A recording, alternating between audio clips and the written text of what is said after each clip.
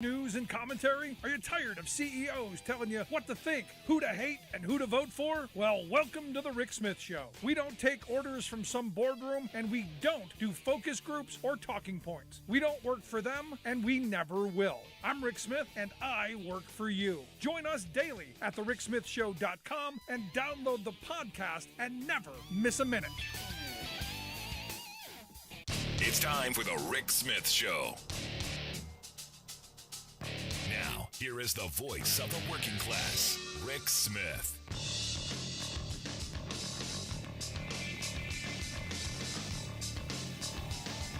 And welcome, brothers, sisters, working class heroes. This is the Rick Smith Show. Thanks so much for being here today on the big program. Lots to get to, lots to talk about. What a fun day. Fun day. Phrase of the day, Jesus, guns, and babies. Jesus, guns, and babies. I guess that's replacing God's guns and gays. Not sure, but woke up to Jesus, guns, and babies. Evidently, the new slogan, the new bumper sticker, well, what's slapped on the side of a bus in Georgia as one of the far-out Republican candidates for governor is saying, you know, I'm the one you've been waiting for. Jesus, guns, and babies. You know, it's almost like the Onion is running a candidate. It's almost like the Onion is running a political party. If you're working for the Onion, or if you're the guy who does the Borowitz report, nothing seems too out of bounds. I can't imagine how difficult it is to write satire in this moment when you got Jesus, guns, and babies. That's the bumper sticker. And I got to get one. I have to get a bumper sticker now. It's one of those things I got to have one. The woman's name is Candace Taylor, which immediately made me think Georgia Taylor. She's got to be somehow related to Marjorie Taylor Greene. Somehow in this pool of insanity, the Taylor name soiled. But here I'm looking at the campaign slogan and I'm going, you know, I guess you need to know who your audience is. And this kind of is a moment. And I think this is one of those light bulb, you know, like in Despicable Me, light bulb. It's like one of those moments where you go, this is who they are. There's no serious policy behind anything they do. There's no agenda other than, well, we're going to make those libtards cry. And to push their zealotry, to push their insanity. And really, it used to be, and I had someone today tell me, well, you know, it's only a small percentage on both sides of the political spectrum that give everybody a bad name. And it's true. There's some Lulus on the left as well. But the right, the extreme radical Jesus, guns, and baby folk, they have taken over that party because there's nothing else there. There's nothing there. And you go, well, you know, in anything you could find crazy people. Here they are in large numbers. And here's the thing. Jesus, guns, and babies wasn't the funniest thing of the day. Wasn't the most ridiculous thing I heard all day. The most ridiculous thing I heard all day was Mike Lindell, the pillow guy.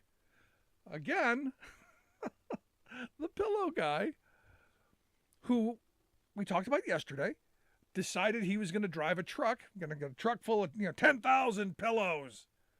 And he was going to get the Bible pillows for children. And he was going to drive it right into Canada. Now, here's the important part of all this. Everything that's going on in Canada is because the Canadians don't want people passing over the border who aren't vaccinated. We have boogered this up so badly that they don't want people coming here and going back there who aren't vaccinated. And what is Mike Lindell? You know he's not vaccinated. You know this. And he didn't get the test that shows that he wasn't positive. So, of course, they're not going to let him in. And he had to know this. Because then he played the victim card. And now it's all about victimization. And now it's an invasion. Now he's got to figure out how to get those pillows behind enemy lines. So he's going to get a bunch of helicopters. Going to get helicopters. They're going to fly over the border and they're going to drop pillows. I am not making this up. They're going to drop pillows into enemy territory, and each of the pillows going to have a little parachute, so that when the pillows come down, it's going to be the cutest thing ever. I got to tell you, to see a sky full of pillows falling with little tiny parachutes. Oh, and there's going to have to be, some kind of crazy quotes like "Jesus, guns, and babies." Maybe that's the bumper sticker that goes on this. And I'm going, but this is hysterical. Now, I'm hoping, there's part of me, and look, I wish no one harm, but there's part of me that goes, Mike Lindell, flying over the border. Remember, we're supposed to respect borders. Remember, that's the party of borders. That's the party of build wall. That's the party of making sure we don't have crazy people coming across our borders, terrorists crossing our borders. Remember that? He's going to drop his pillows, and there's part of me that goes, wouldn't it be hysterical if he got shot down? I don't want him hurt. I want to see the video. I do. I want to see the video of him jumping out of the plane, holding onto his pillows with the little umbrella. Now, the weird thing is, and the news report out of Canada did highlight this, and I generally don't pull people's problems, but I find it ironic, and this, again, is these anti-vaxxer folks who have me so funny. They pointed out and reminded everyone that Mike Lindell used to smoke crack. He used to ingest things that who knows where they were made, who knows what they were made with, but he was a crack addict. He admits it. He was a crack addict, but the crack addict not going to get the vaccine. Yeah. Again, this is one of those moments where you go, they're the party of insane. And I'm hoping they get help. I want Mike Lindell to get help. I want him to get help. I want the Jesus, guns, and babies woman to get the help she needs. And I look at this and I'm going, how is it possible in this moment that Joe Biden is not higher in the polls? How is it that everyone's going, oh, it's going to be a bloodbath in November? How is it running against this kind of kookery that the Democrats aren't doing better? And it's messaging. It's coming out and talking and messaging. Because guess what? Joe Biden's popular. People like Joe Biden. Quinnipiac just came out with a poll, said 34% of people like Joe Biden and like most of his policies. 21% say that they like Joe Biden as a person. They like him. They don't like most of his policies. 4% say they don't like Joe Biden at all, but like most of his policies, which I can't figure. 37%, the kookery class, they don't like Joe Biden or anything he stands for. So the majority of people, you're looking at 55% like Joe Biden. There are 21% of the population that you could move on policy if you were to go out and say what they are. Talk about what the policies are. For instance, he signed an executive order to raise the minimum wage up to $15 an hour for contractors. If you're doing contract work, you got to pay people at least $15 an hour. If we're putting federal money into it, we're putting government money into promoting your business, doing the things that need to be done. There should be a floor, and we're going to raise that floor. And good on him for that. It is good for the economy. It's good for the country. It's good for the working class. It is smart policy. But nobody knows about it. We're not talking about how he is raising working conditions for people. Now, on the other side, you have the right-wing crazy machine. You've got states suing to say, no, the federal government spending federal government dollars cannot mandate that those dollars be spent on contractors who pay at least minimum wage of $15 an hour. There are several states doing this, and we know which ones they are. They're the ones run by crazy people. And the part that gets me is you have this legal defense fund. And again, what they get away with quite often is the right wing has built institutions. They have built things to destroy ways forward. There's this Pacific Legal Defense Fund, this Pacific Legal Foundation, and they're the big right-wing sue machine. They go after people and they sue. They're the ones suing. They found one place somewhere in Arkansas that does kayaking or something, and they've sued, and they've got a judge now who's come out and said, no, we're gonna put a stop to that $15 hour minimum wage, because the conservative class, the anti-worker folks, the GOP and their minions went to court and said, no, we can't pay workers. And yet I had some jackaloon today, to steal a Rich Ojeda phrase, because I wanted to use the other one. I had some guy say, well, the Democrats, they hate blue-collar workers. And you go, explain to me that? And no explanation comes. But it's just, we're in this moment. Democrats have to get out there and talk about the things that they do. And there are a lot of things that they're moving forward on to get and help the working class make ends meet. When we come back, we're going to talk a little bit about some of the stuff at the Department of Transportation, some of the stuff we need to get done to help transit workers, to rebuild our infrastructure, to do all that kind of stuff. Going to take a quick break. When we come back, Greg Regan's going to be here to share some thoughts. He is the head of the Transportation Trades Department of the AFL-CIO. Quick break, right back after this. Stick around. You're listening to The Rick Smith Show. We're working people. Come to talk.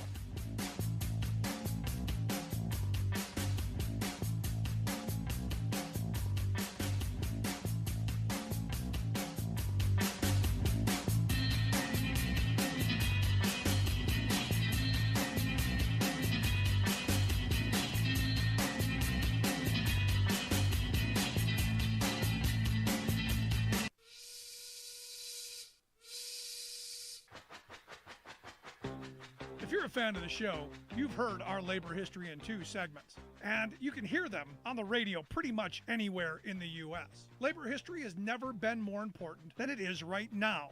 So here's what we'd like you to do. Tell a teacher. Tell a teacher that labor history is important and that they can get digestible 2-minute lessons that are absolutely free. Free to download, free to use, free to share. Tell a teacher to go to thericksmithshow.com/history and help us put labor back where it belongs, in the classroom. Generations of American workers fought, bled, and died to build the American way of life. It's our job to keep their stories alive. Go tell a teacher that we're here to help them do just that. Find us at thericksmithshow.com/history today.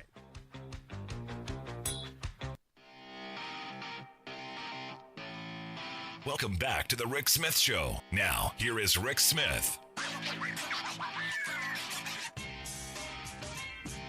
So I'm telling you, the lunacy is, things are getting worse. Every day the stories. And I got to tell you, Mike Lindell saying he's going to take the helicopter and he's going to go over the Canadian border. You got to wonder. Because these rules evidently don't apply to these people. It's scary stuff. And look, we live in scary times. Every time you turn around, there's more gun stories. There's more people getting shot. I'm now finding out more and more we've got people trying to get on airplanes with guns and all of those stuff going on with masks on planes. It's crazy. And here to share some thoughts on where we are and what needs to be done and what the Biden administration has to do to protect our folks in the air and dealing with our airports. I've asked Greg Regan to come talk with us. Greg is the president of the Transportation Trades Department of the AFL-CIO. Greg, thanks for taking time for us. Of course. Thanks for having me. So let's start with the Mike Lindell thing. Do you believe the fact that he wants to fly a helicopter over the Canadian border and drop pillows on people with little tiny parachutes?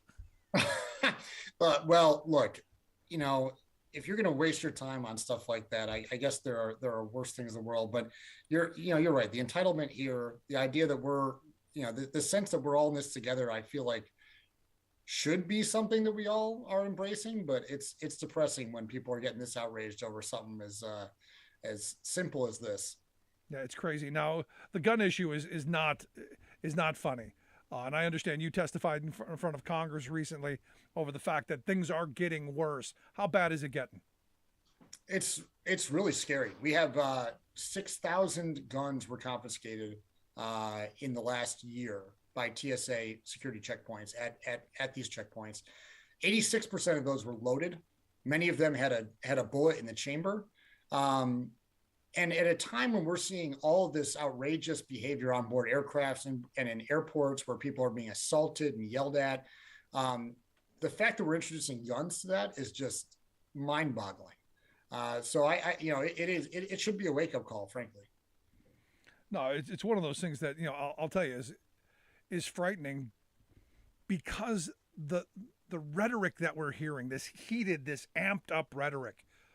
There was a guy, just recently who's saying, take your guns to the polls with you, and if you don't like what's going on, pull the cord to the machine, and if they try and stop you, you got the Second Amendment, don't you?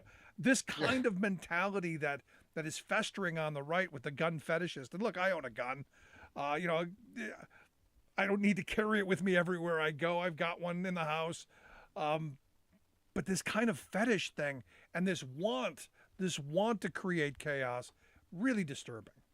Yeah, and for us, a lot of it comes down. I mean, the U.S. has the safest aviation system in the world, and a lot of it's because of the regulations and the laws that are put into place. And it's very clear you cannot bring a gun onto the plane. But what we've found frustrating is the people who are most responsible for actually preventing guns from getting into these secure areas and getting on board an aircraft are the TSOs, the Transportation Security Officers. And these folks have been denied basic federal worker protections that virtually everybody else in the federal government has, including their supervisors in the Department of Homeland Security. And so for us, if we want to, the best antidote, the only way to really make sure that people do not bring guns on board aircraft is to make sure that these people are well trained and well taken care of and have a decent work environment. I'm right there with you, but what do you do? I mean, look, I'm struggling with how you take a gun to the airport. I'm struggling with how, in this day and age, in the post 9/11 world, you think it's okay to go, you know what? Hey, maybe I can get through with a loaded gun. I mean, it defies logic. It defies sanity. Look, I would have thought that the penalties would have been so draconian that you would never even try it, but evidently not. What do most people get when they show up at the airport with a loaded gun? You can get a $1,500 fine, something like that. I mean, it's not. I mean, that's in the high end. What's really shocking too, and I was in this hearing, and there was a police officer from the chief of the police at the Portland airport, and some of the Republicans were saying, well, a lot of these people say they just forgot it was in their bag. And it's like, okay, the vast majority, 95% of people are going to say that. And the police chief said, you know what? I was raised to be skeptical of people claiming that it was a mistake. Most times when there's a crime, someone says it was a mistake. So there are issues there. And on the Republican side, a lot of people are saying, well, it's mostly mistakes. So we just have to increase our signage. I don't know the last time you flew, but I was told what I couldn't bring on a plane from the moment I bought my ticket, from the moment I checked in. There are signs everywhere when you go through the airport. I don't view that as the problem. I think we need to actually have some real enforcement on these things. There aren't enough signs? Who in this country? I mean, I'm hoping. Look, if you believe, if you're out there listening and you believe that it's okay to bring a gun to the airport, please email me, because I got to know who you are. If you believe that it's okay that that we need more signage, please email me, rick@thericksmithshow.com, because did we not do a whole bunch? We're taking off our freaking shoes. We're taking off our belts to make sure no one gets a weapon. We don't get to bring more than 3 ounces of anything onto a plane so that no one brings down a plane. And someone actually thinks there isn't enough signage to say don't bring a loaded gun? Well, but it's true. It's an absurd argument. But on the other end, I mean, I think we're so much of the problem we have here, the security problems, we have accidental discharges. There was one in Atlanta just a few weeks ago at the Atlanta airport where someone had a gun in their carry-on bag, realized it was in there as it was being searched by the TSOs who identified it, and he reached in to grab it and accidentally set off the gun, and it shut down the airport for 2 hours.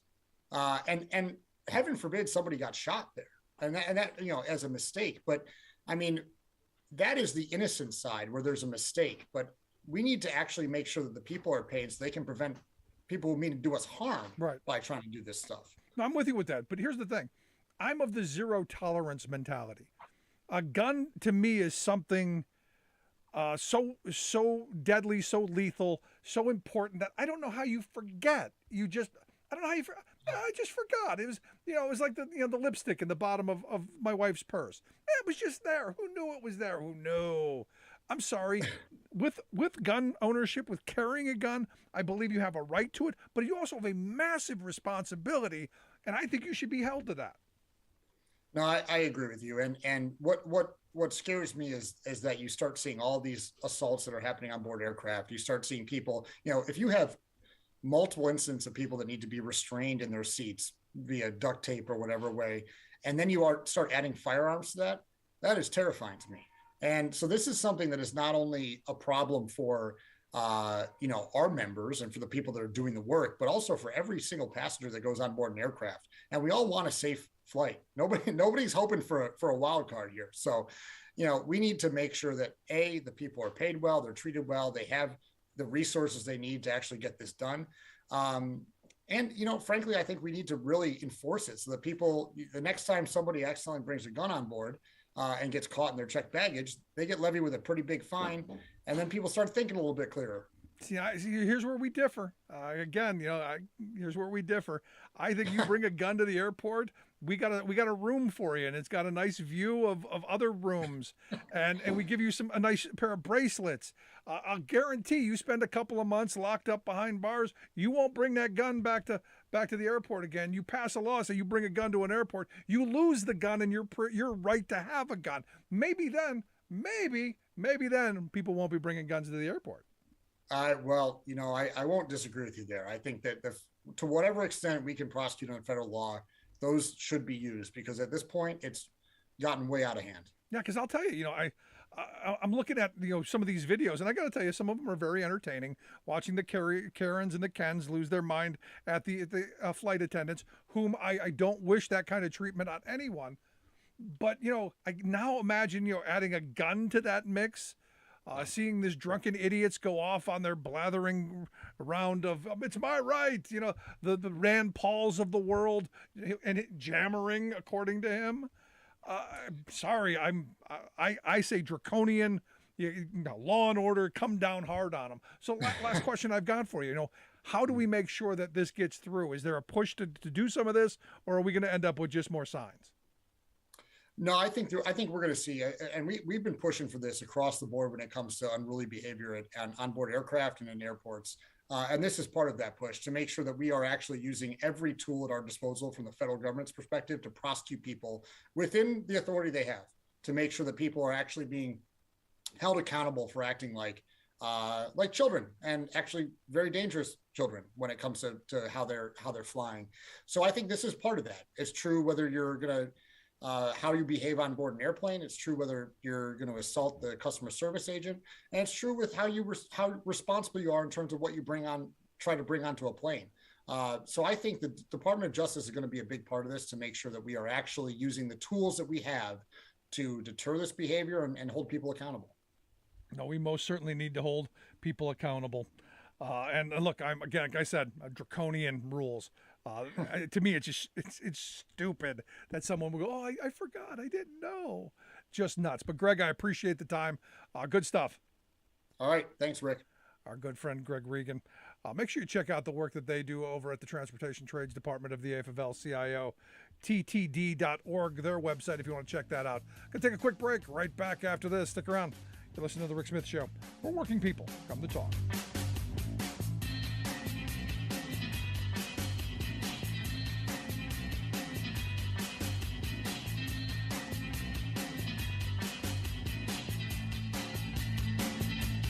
I'm Rick Smith, and this is Labor History in 2. On this day in labor history, the year was 1936. That was the day more rubber workers sat down in Akron, Ohio. Tire builders in Goodyear's plant number 2, Department 251A, sat down when 700 co-workers were laid off. Goodyear had been running 4 6-hour shifts. They hoped to reduce the workforce by implementing 3 8-hour shifts with no increase in pay. Management moved quickly to fire all of the strikers. By this day, all 4,000 workers at Goodyear voted to strike over the layoffs and firings, the speed-ups, and the new shift hours and pay. The enormous 11-mile facility was immediately shut down. In his book, Strike, historian Jeremy Breacher indicates that few, if any, were union members. The United Rubber Workers Union was hesitant to associate itself with the sit-down. Rubber workers organized themselves. They set up 24-hour pickets at dozens of gates, built striker shanties, and set their demands. After 6 days, the United Rubber Workers Union sanctioned the strike. Breacher described the scene writing, quote, "The company secured an injunction against mass picketing. 10,000 tradespeople from across the city gathered with lead pipe and baseball bats to stop 150 sheriff's deputies from opening the plants. The Summit County Central Labor Council guaranteed a general strike if Law and Order League vigilantes carried out their threatened March 18th attack on picket lines. The vigilante movement was paralyzed. Federal mediators demanded a return to work and arbitration. Workers responded, no, 1,000 times no. I'd rather die than say yes. Finally, Goodyear capitulated on most of the demands, except formal recognition of the union. Rubber workers returned to work largely victorious. After renewed struggles, workers finally won union recognition a year later.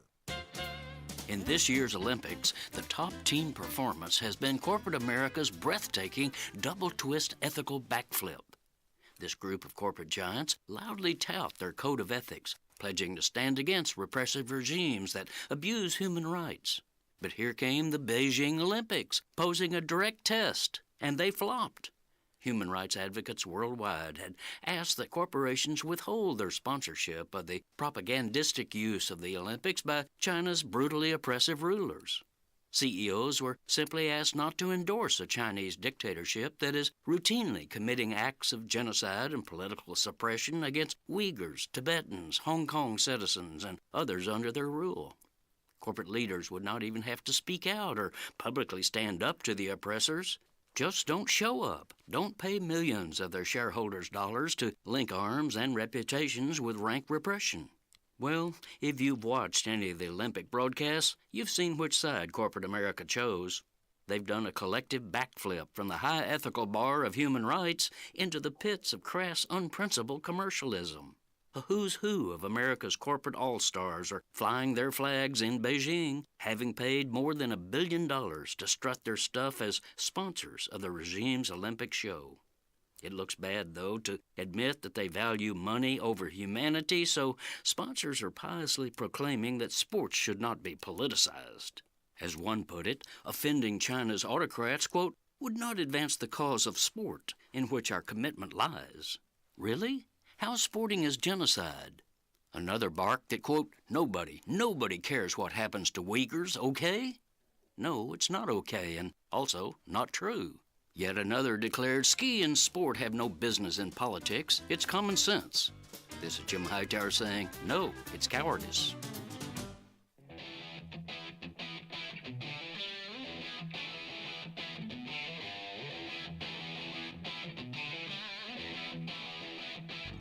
Welcome back to the Rick Smith Show. Now, here is Rick Smith.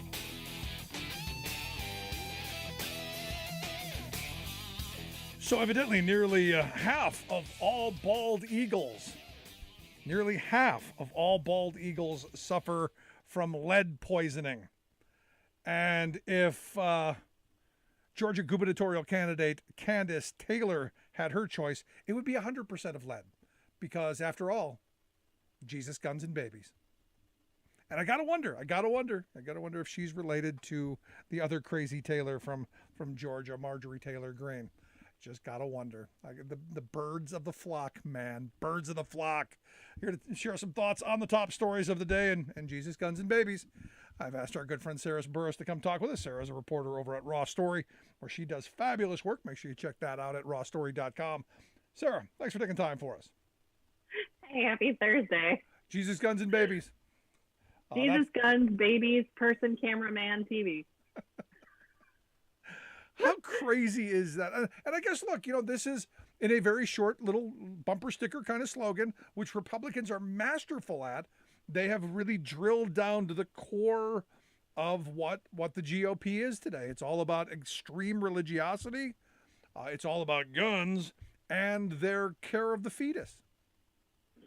What's interesting is it's not even about Jesus. Like that's the thing, is it's about the prosperity gospel.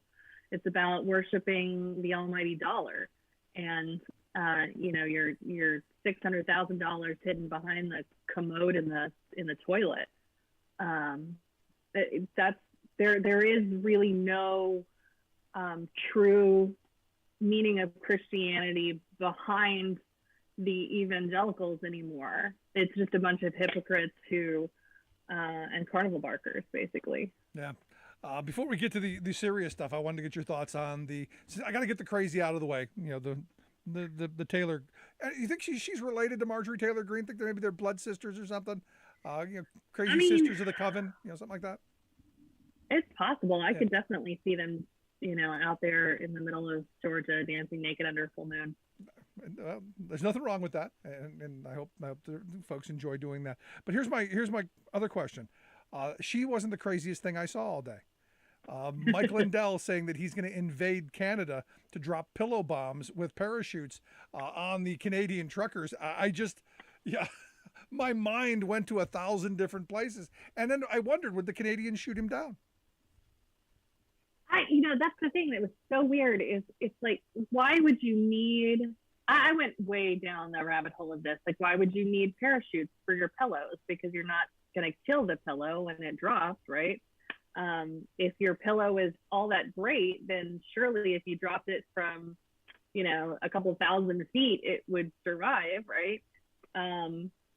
If something is going that fast, I think about hailstones.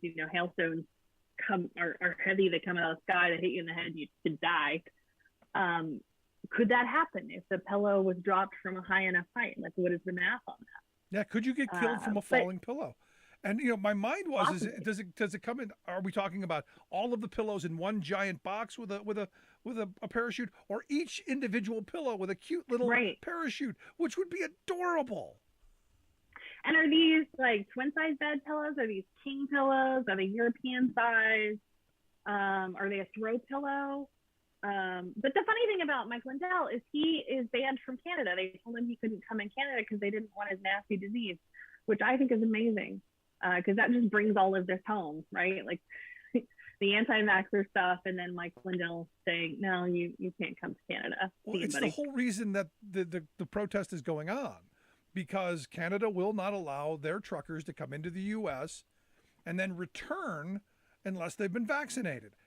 They can come and they can stay, and I don't think many want to, but they can come and stay. They just can't come back. So, there's a choice here. You can just not go, or you can get vaccinated. It isn't that they, a lot of people are saying, no, all truck drivers have to be vaccinated. No, just the ones, those few that cross into the U.S. and then come back. And they're saying, look, the U.S. has screwed up the virus so badly that we don't want anything coming in, which is why Lindell couldn't get through. He'll smoke crack, but he's not going to get vaccinated. Yes. The interesting thing, too, is that these truckers are the minority of the minority of the minority. Over 80%, well over 80% of the truckers have been vaccinated. Most of the community, I think they said something like Ottawa was at 90% vaccination rate, which, oh my God, wouldn't that be incredible if, even Washington, D.C., we're not at 90% vaccination. I think we're at 93% for one vaccination, which I think is just amazing and ridiculously cool. But clearly my expectations have been crushed by Oklahoma and our other red states. Yeah, I mean, it's insane. And And I look at these truckers. Do they really want his pillows? Did anyone ask him for the pillows, or is he just interjecting himself to get some attention? Again, this is somebody who needs attention. I don't think these people need his crummy pillows. I don't know, but it seems like an excuse for him to sort of drop a whole bunch of merchandise and either claim it as a loss or a donation or something. Like, there's got to be some financial thing going on here, the reason that he wants to hand out a couple of thousand pillows. Also, there aren't that many truck drivers there. Exactly. I mean, there's a whole bunch of American people that are there who were supporting the truck drivers, and a bunch of crazy conservatives that are there. So I'm just sort of confused why this has become such a big deal when it's about freedom. Such a small amount of people. It's about freedom. Didn't you know? It's about freedom. And my thing is, and from the beginning, and look, I'm someone who believes that you should have the right to protest. I've shut things down in the past. I support that as well. But at some point, your tactic of shutting things down, your tactic of protest has to come to an actual strategy. You can't shut things down indefinitely. You have to expect a response, and that response is going to come in the way of either being towed out of there or fined or put in jail or whatever. It's going to happen. This is what is. I don't support. And I think, go. I think too, like, I am all for shutting down a street. I never was allowed to do it when I was working for the union because I had to be the one taking the pictures. So I was really jealous that I never got arrested for any kind of protest. But the interesting thing is that it wasn't just shutting down a street. They were like blaring their horns at 3 and 4 o'clock in the morning on a weekday when people had to go to work. And I mean, the stories of how angry people are at these truckers, like they have zero support in Canada. It's ridiculous how, I mean, it's not like in the U.S. where we have so many conservatives that can come together on the internet and build some sort of, crazy mob and hit the Capitol. It's I mean, these guys are such a small minority, and they're alienating any chance of having an ally in this movement whatsoever.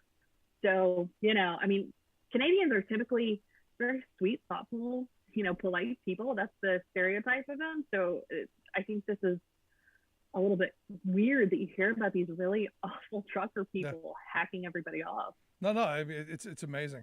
But here's the one good thing that's going to come out of this. We have conservatives here in the U.S. who support striking workers because they keep telling me these are striking workers. So the next time that a strike happens here, UPS's contract is coming up. The freight contract is coming up. There's been a lot of strike actions. I don't want to hear a freaking peep out of any conservative about being inconvenienced because striking workers are in the streets shutting things down here. All of those people were saying, oh, it's for freedom. Well, you know what? These people are fighting for their economic freedom too. So not a word. I don't want to hear another word from any blathering right-wing rage candy machine, idiotic conservative. Never again. I think it would be interesting too if a lot of the striking workers just happened to clog up the street outside of Ted Cruz's house and honk until 4 o'clock in the morning and see how, what his response is to that. Yeah, I mean, there's the positive in this.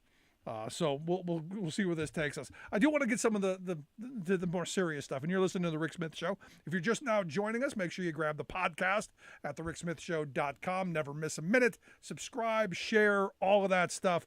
You're listening to the Rick Smith Show. We're with Sarah Burris. She's a reporter over at RawStory, rawstory.com. That's where you go to get her work. Amazing stuff. I do want to talk about the Durham thing. Right wing losing their minds, all in a tizzy, all unhappy. I got an email today that's saying, breaking news, Sussman's attorney makes big move in Durham case. And they're saying, because they're afraid, he's afraid. The Clinton people are freaking out, so they're making this big move. The big move evidently is saying, okay, if you're charging me with something, maybe there should be a charge. Do it. Yeah, that's basically the filing today. Is it's like, okay, if you're gonna file this big statement and make all of these allegations, then charge me with something. If you're not going to charge me with something, then he basically made a motion to dismiss. And I mean, that's sort of the argument is, did what he do, was it illegal? And the accusation is that he went into a meeting with the FBI and didn't disclose that he was serving as a lawyer for the Clinton campaign when he turned over, here's a bunch of information we found whenever, everybody was being hacked and all of the weird communications with Alpha Bank and all of this stuff. And what was, I think, weird to me is that the guy he met with the FBI is somebody he's known for a while. Like, this is not some random dude that he just some agent that they picked out of a cubicle and said, hey, go talk to this guy. The reason that the guy who's very high up in the FBI, the reason he took the meeting is because he knows him. So I don't understand, like, what is confusing here? If he didn't disclose that he was working for the Clinton campaign, how did that change anything? And what he says in the filing is it wouldn't matter if I gave this information to the FBI or if Hillary Clinton herself handed it to the FBI.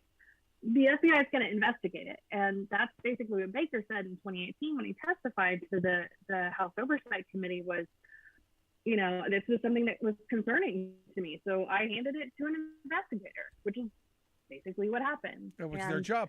And also, I just don't. I had someone telling me that Hillary Clinton was spying on Donald Trump while Trump was in the White House. And I'm going, hold on.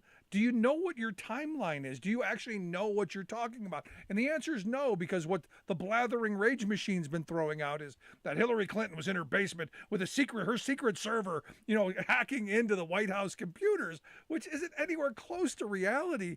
This stuff was when the DNC was hacked, when the White House was hacked, when Obama was president. So there's a little time shift. Maybe you should get that right. Yeah, that's the thing is the dates on this. He makes it pretty clear that it started around sometime in 2014. And when he met with the CIA about it, it was February 5th, 2017. So folks who are in Trump world or who are on Fox News seem to believe that this means that from January 20th, when Donald Trump was inaugurated at noon, to February 5th, that this was happening and that he was being spied on in the office of the president. So, I mean, first of all, let's be clear, it takes you a heck of a lot longer to figure out where the lights are than that time, much less, figure out how to log into computers and all of that. I don't know how long it went, but I know that this started sometime in 2014, which was when Obama was president. And it definitely went through January. So we're talking about several years that the office of the president was being spied on, according to the information that he gathered, that Sussman gathered. And so there's a question of, was it like a week that Trump was being spied on? And are Trump supporters and Fox News just as irate about Obama being spied on as they are about Trump being spied on for like a couple days? Well, but here's the thing. They don't believe the Russians did anything, so no one was spying on the DNC. No one was spying on Obama. No one. The Russians are as clean as the driven snow. And, in fact, we should be siding with them because they're wonderful. Evidently, this is what I'm getting, because none of them want to stand up to Putin now. They were okay with Trump doing the whole, whatever that was in Helsinki, that whole... Well, why would he do? Why would they? I talked to him. Why would he spy and hack on our stuff? This is the biggest illusion of Trump world is, these people who have gone from, anti-communist, anti-Soviet, Reagan era Republicans into Russian-loving dictator worshipers. And now we're basically knocking on the door of a war with Russia in Ukraine, and there are Americans who are on the side of Russia. And I'm like, who are you people? Yeah, do you have no clue what history looks like here? No. And I have a picture of two idiots who were at one of the Trump rallies wearing a "I'd rather be Russian than a Democrat" shirts, and you go, then move. Then there you go, move. exactly. You're listening to the Rick Smith Show. If you're just now joining us, we're here with Sarah Burris. Sarah's a reporter at RawStory, rawstory.com, going through some of the work that she's been doing.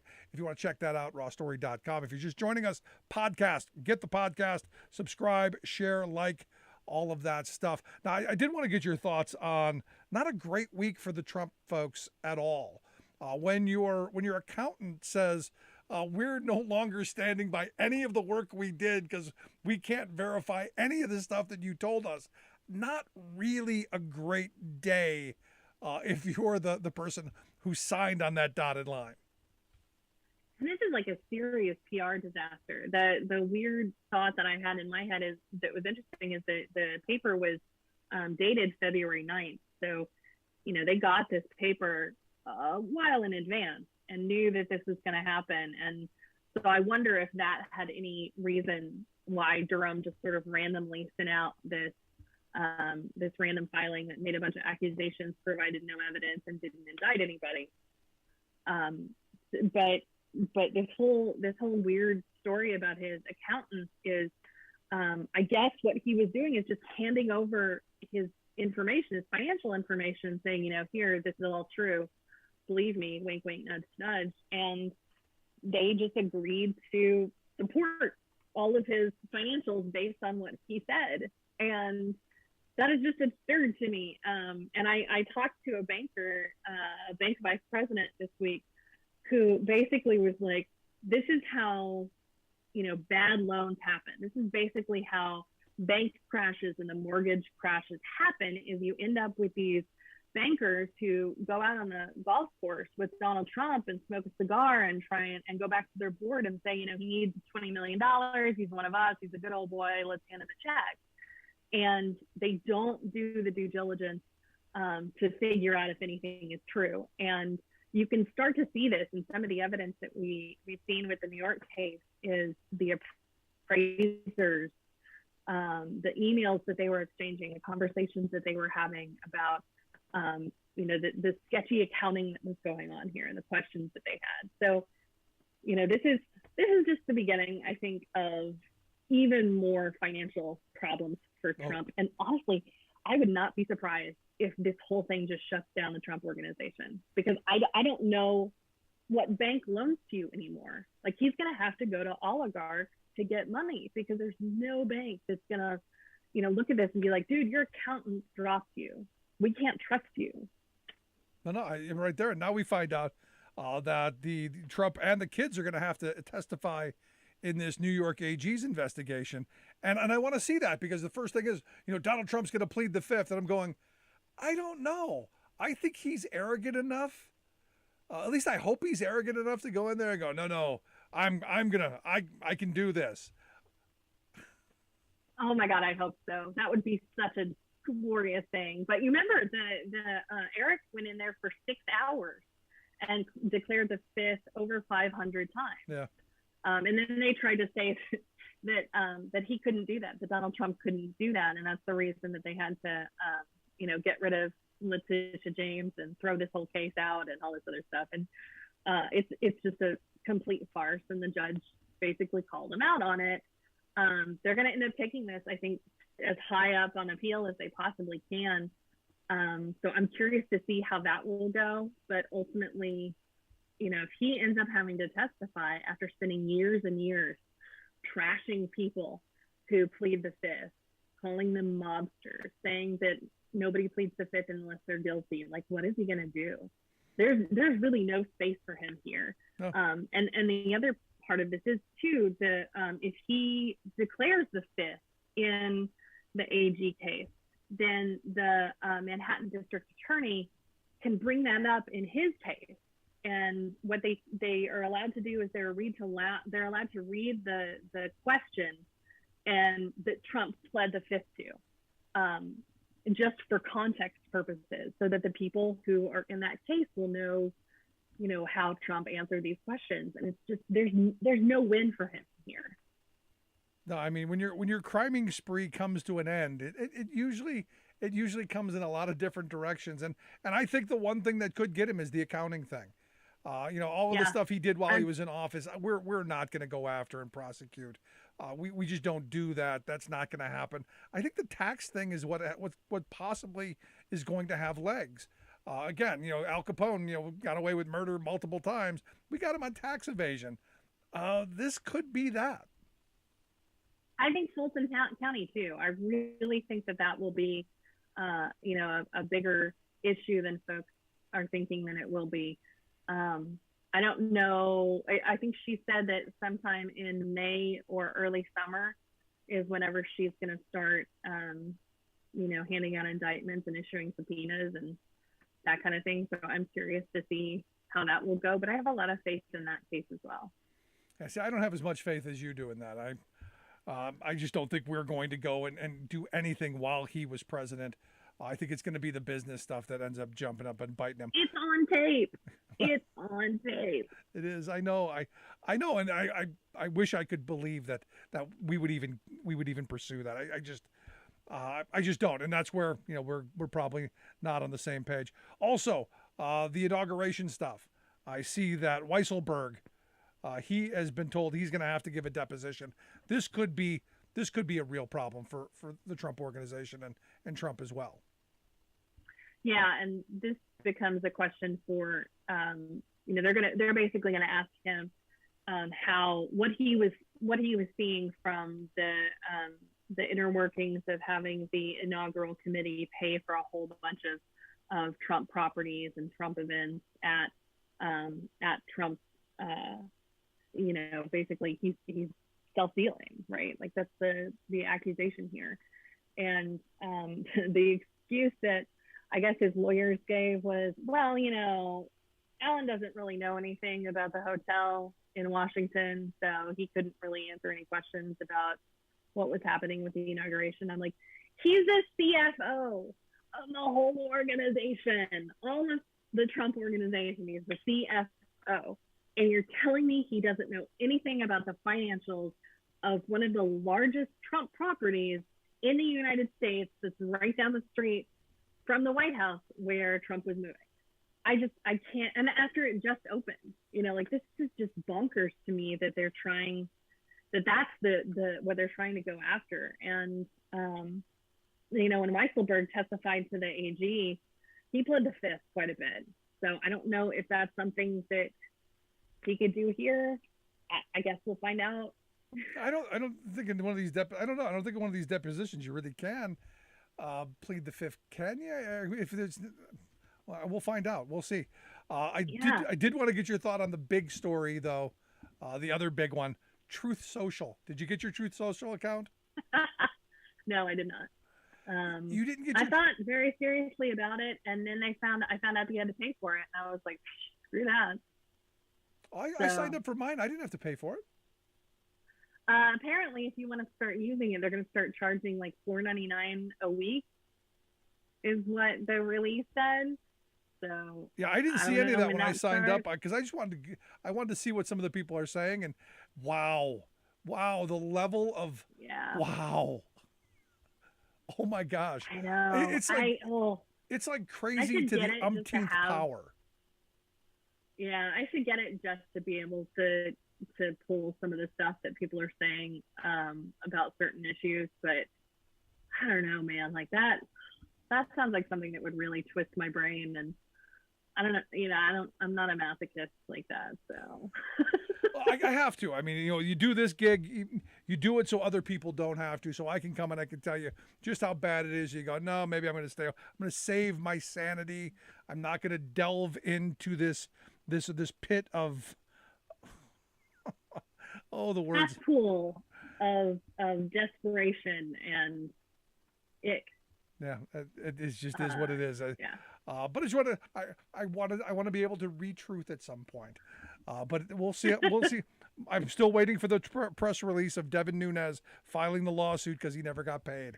That is what I'm waiting for. But Sarah, I appreciate the time. Oh my God. As always, great stuff. Thanks so much. Thank you. Have a good weekend. You as well. Our good friend Sarah Burris. Make sure you check out her work over at RawStory, rawstory.com. Tons of interesting articles and things to talk about. If you're just joining us, make sure you grab the podcast so you don't miss anything. Take the program on the go wherever you go. And as always, you can email me, Rick, at thericksmithshow.com. Right back after this. Stick around. You're listening to The Rick Smith Show.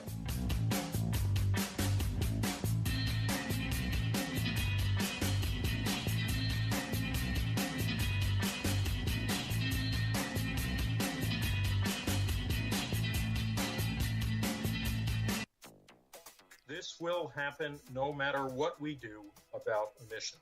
NOAA warns U.S. sea levels to rise 1 foot by 2050, causing profound flooding. Officials say the flooding began in the evening, over 10 inches of rain in just 3 hours. Rio hit with deadly torrential rains, floods, and landslides. Plus, good news for breathers. Biden to restore California's clean car standards. Hey, I'm a breather.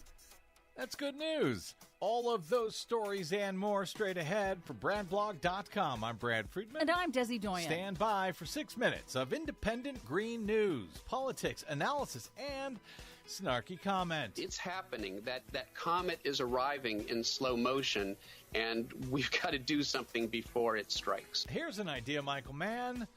Don't look up. This is your 13th anniversary Green News Report. Okay, Desi Doyen, today, as it turns out, is the Green News Report's 13th anniversary. Happy anniversary to you. And to you as well. That said, unfortunately, we start off with some pretty grim, if predictable, news after 13 years. Yes, unfortunately. Tragic news in Brazil. Rescue and recovery operations are underway in communities in the mountains above Rio de Janeiro that were hit by 10 inches of rain in just 3 hours on Tuesday. The deluge triggered catastrophic flash floods that caused 49 landslides. As we go to air, more than 90 are confirmed dead, hundreds still missing, and officials expect the death toll will rise. And all of this, of course, completely predictable. Yes.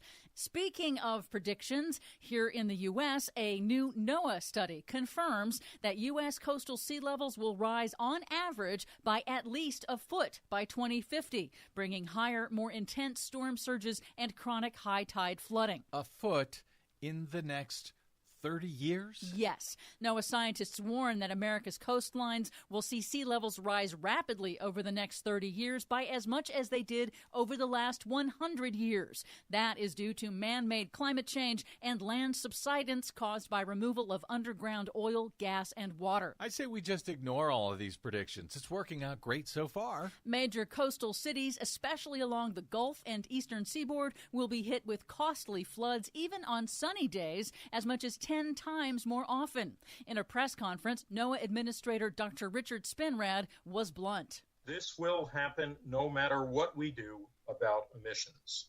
This report is a wake-up call for the United States, but it's a wake-up call that comes with a silver lining. It provides us with information needed to act now to best position ourselves for the future. It's going to take all of us, government, businesses, academia, community, citizens, to make a difference in the future. It may be a wake-up call, but America is hitting the snooze button. However, Penn State climate scientist Dr. Michael Mann on MSNBC explained that climate action can prevent even worse outcomes. We're committed maybe to a foot of sea level rise here by the middle of the century, but we can prevent meters of sea level rise. So yeah, some bad stuff is locked in. We're going to need to adapt to that and reduce the suffering that results from that. But at the same time, we can prevent the worst by cutting carbon emissions rapidly. You know, there are a whole bunch of climate crisis deniers who bought really expensive property on the coast. I hope they don't regret their denial soon.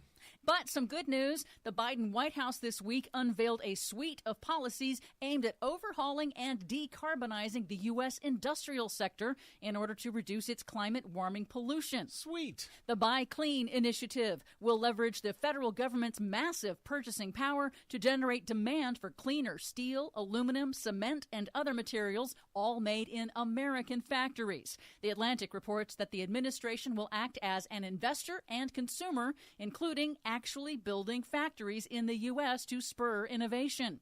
The federal government is the largest consumer in the world, spending more than $650 billion on products and services every year.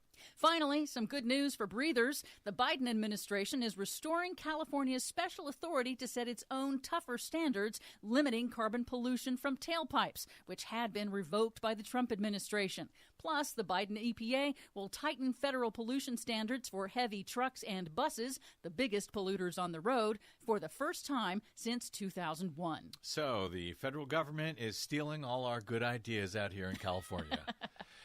For much more on all of these stories and the ones we couldn't get to today, check out our website at greennews.bradblog.com. Find, follow, and share us planet-wide on the Facebooks and the Twitters at Green News Report. And hey, thanks to all of you who stopped by bradblog.com/donate to maybe help the Green News Report stay on your public airwaves for another 13 years. I'm Brad Friedman. And I'm Desi Doyen. And this has been your Green News Report. Are you tired of think tank approved corporate news and commentary? Are you tired of CEOs telling you what to think, who to hate, and who to vote for? Well, welcome to the Rick Smith Show. We don't take orders from some boardroom, and we don't do focus groups or talking points. We don't work for them, and we never will. I'm Rick Smith, and I work for you. Join us daily at thericksmithshow.com and download the podcast and never miss a minute.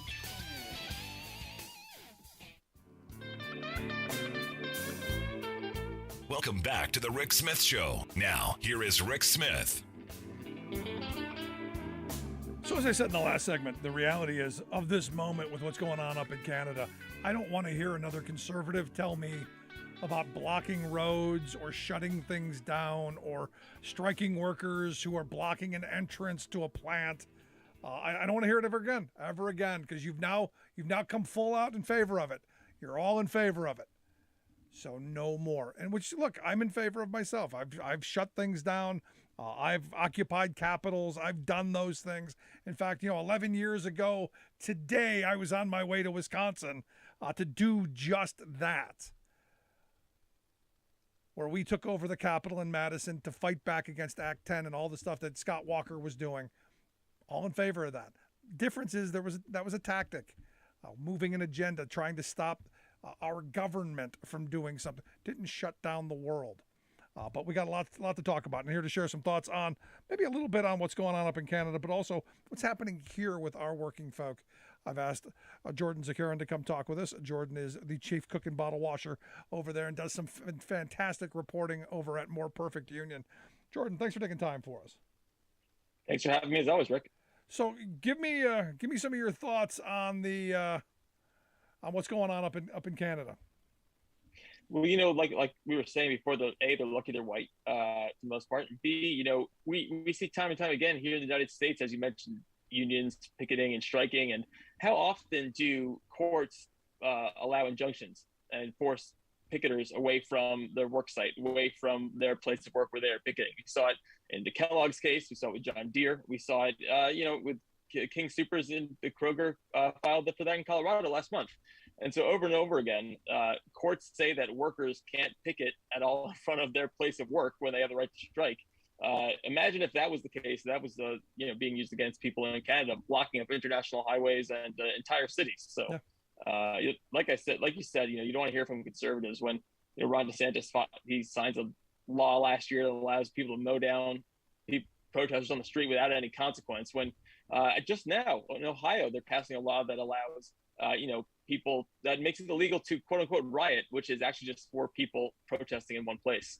And so it's the hypocrisy is maddening given how much the far right has been cheering on these people, but that's not surprising either. Yeah, and right as we're talking right now, the workers down at Warrior Met Coal in Alabama, they've been thrown off of the picket line.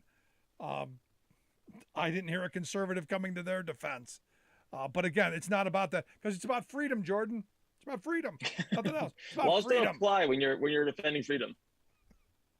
Crazy stuff. We are definitely in weird stuff. And look, I'm glad conservatives are coming around finally to the right to protest, to the right to picket, to the right to strike. I'm glad they're here. I hope they are, because there's a lot of that going on, a lot of activity, and Starbucks being one of those places where maybe we're going to see a lot of this stuff, because wow, all of a sudden, boom, a lot of organizing, a lot of campaigns coming up.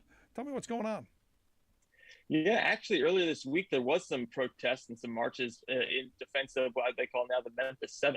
And those are 7 workers who were fired in Memphis last week for I guess it was for allowing media into the store during I guess what was immediately off hours to do an interview. And they fired all 7 members.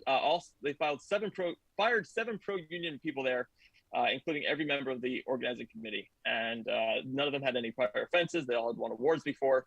That's generally not the way, as we talked about at More Perfect Union, Starbucks works. They give corrective action forms, they give warnings, they work with people. But this time they just went 0 to 60 and fired 7 of them. And so rallies and protests this week in their honor in support of them. And, this heavy-handed kind of stuff, I'm hoping, for me, if someone were to do this to me, I would immediately turn against whatever it is they were doing. As where, I know in the real world, when an employer fires someone, there's a chilling effect and everyone, ducking covers. I don't want to be the next one. But for me, I'm hoping there's a moment where we go, what? They're going to fire these people for doing nothing more than pursuing their right to organize? What could they do to me? Why are they doing this? And how do I get what they're trying to deny me? That seems to be where I would go. And I'm hoping this generation's thinking that way as well. Yeah, I mean, it's so many young people who have been rallying against Starbucks and are so much better at social media, so much better at getting the word out. We're happy to assist that in More Perfect Union, but they are just great on their own with what they're doing with protesting, what they're doing with TikTok and Twitter and getting the word out, making national headlines. And like you said, people, I think, are starting to realize, hey, this could happen to me. And I think about all the people who are fired at Starbucks in Memphis, or the people that were almost pushed out of their jobs. In Phoenix recently, they tried to push one young woman out of the job because she had some, I guess she was late to work once and texted her boss at 4 a.m. that she was sick and had to go to the hospital for 2 of her big offenses. She stayed at her job only because she was encouraged by the other partners at the union throughout the country. She stayed there, and we're reporting that story now. And the Memphis workers, they could have been fired in any other circumstances. No one would have known, and thusly no one would have cared. But when you've got 98 other stores now, and it's 98 stores that have either filed or declared their intent to file for union elections, that stuff gets amplified, and I think that's the big difference. Yeah. What's interesting to me is Starbucks has always enjoyed kind of a lefty kind of, hey, we're the good guys. Hey, we care about workers' rights. We care about the environment. We care about stuff. And at the end of the day, when push comes to shove, when workers want their rights, they're just like anybody else. It's always on their terms, right? It's, we will give you these things. And that was what Harold Schultz said at the very, when he came to Buffalo to try and talk all the union people out of it, to scare people off from joining the union. That was real backfire. But he was saying, we did all these things without you asking us. We did these things because we wanted to. It's very paternal. And, also not true. Starbucks originally had a union back in the day in the 80s before Harold Schultz bought it and combined it with another chain. So you can thank the UFCW 30, 40 years ago for those rights and the health insurance that they have. But it's like you said, it's very paternalistic, and it's very much we support the workers, except when it costs us any money. Yeah, well, the benevolent dictator, if you will.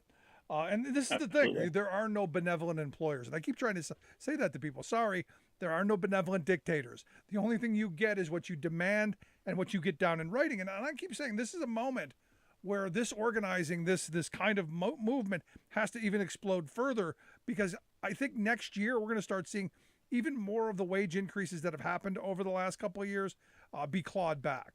We're already starting to see it, as we speak. And I think it's only going to get worse the further down the road we get away from, people remembering that the grocery store worker was a hero, that the barista at Starbucks was an essential worker. We're going to forget all about that.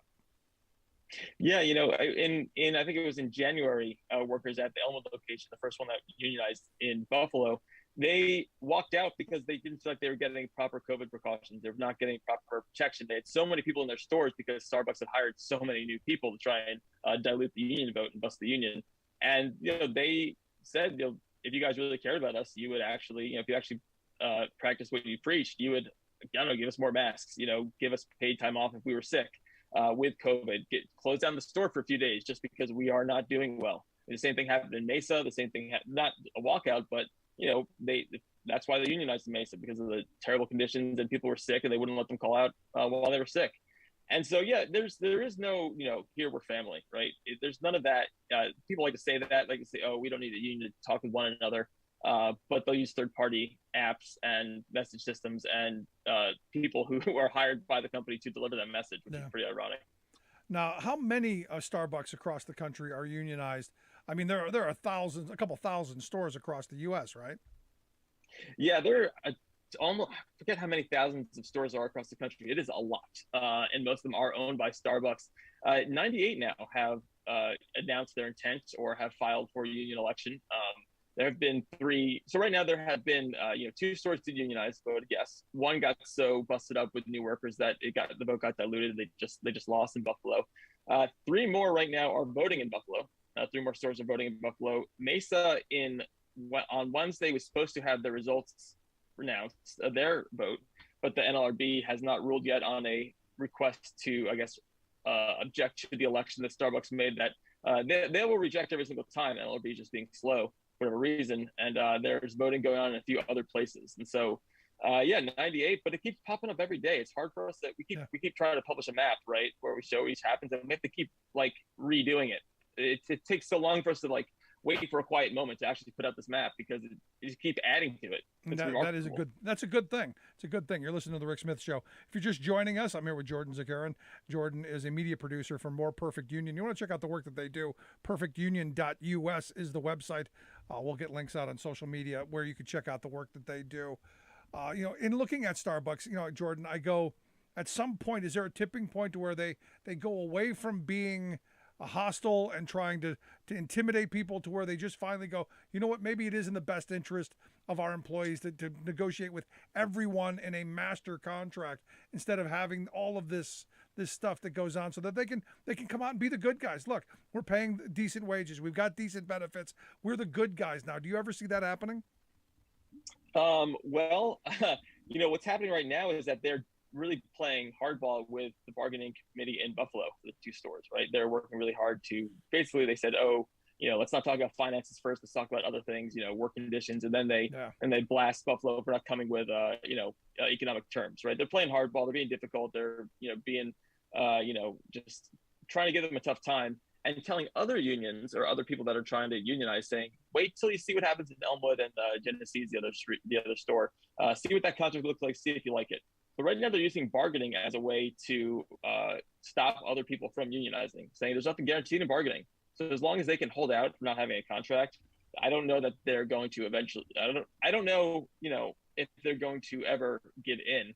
But maybe if you think of thousands of stores, there's thousands of stores, and there's 100 or so unionized, you might need 10 times the number to get it there. But maybe if you check in a few months, you might be getting closer, because they do it with remarkable speed. It's 24 hours. I've spoken with some workers who find out about the union. They get one too many things piss them off at their job, so they'll send a message to the union people right in Buffalo, or the main committee. They figure out how to get the cards. It's signed within 24 to 48 hours, and so this stuff really metastasizes really quickly. Yeah. And No, and what you brought up is an interesting point, because there's just a story about Amazon doing the exact same thing.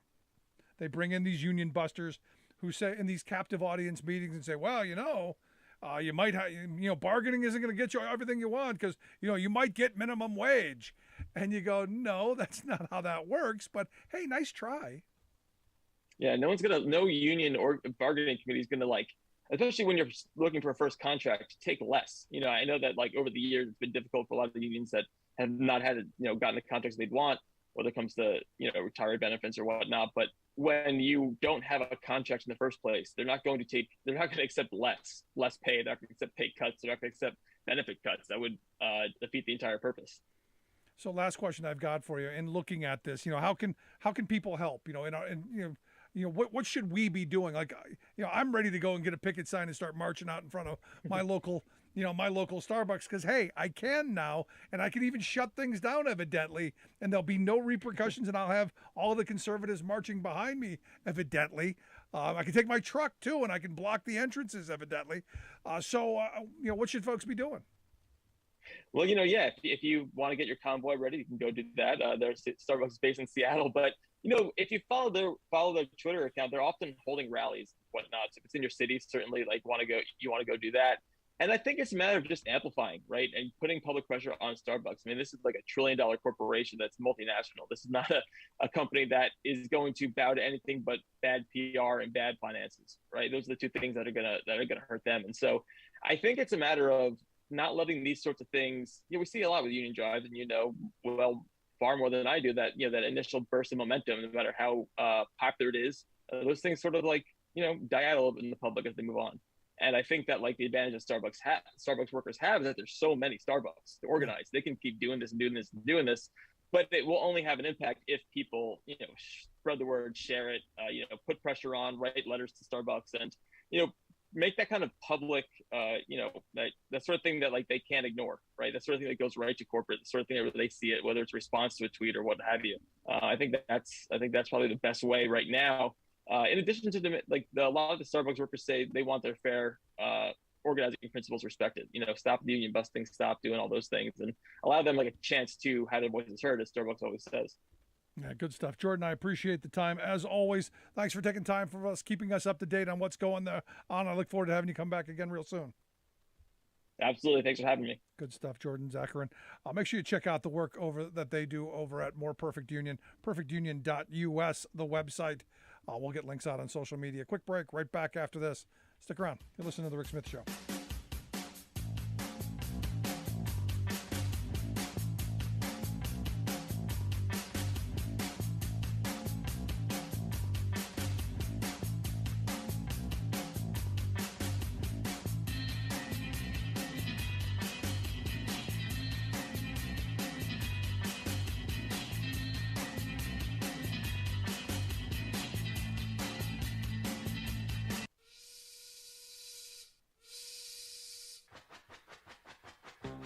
If you're a fan of the show, you've heard our labor history in 2 segments, and you can hear them on the radio pretty much anywhere in the U.S. Labor history has never been more important than it is right now. So here's what we'd like you to do. Tell a teacher. Tell a teacher that labor history is important and that they can get digestible 2-minute lessons that are absolutely free. Free to download, free to use, free to share. Tell a teacher to go to thericksmithshow.com/history and help us put labor back where it belongs, in the classroom. Generations of American workers fought, bled, and died to build the American way of life. It's our job to keep their stories alive. Go tell a teacher that we're here to help them do just that. Find us at thericksmithshow.com/history today.